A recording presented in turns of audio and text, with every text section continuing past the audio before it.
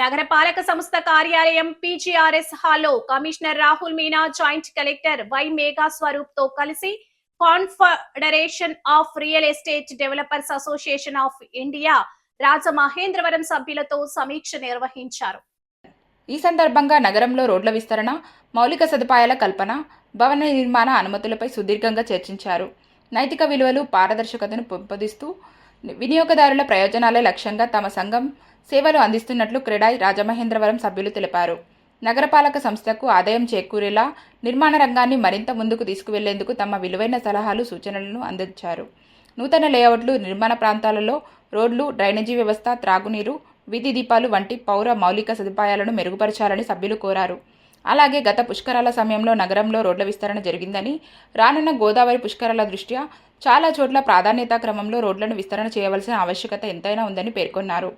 అందరం కలిసికట్టుగా రాజమహేంద్రవరాన్ని అభివృద్ధి పరచుకోవడంతో పాటు పుష్కరాలను విజయవంతంగా నిర్వహించుకుందామని పిలుపునిచ్చారు.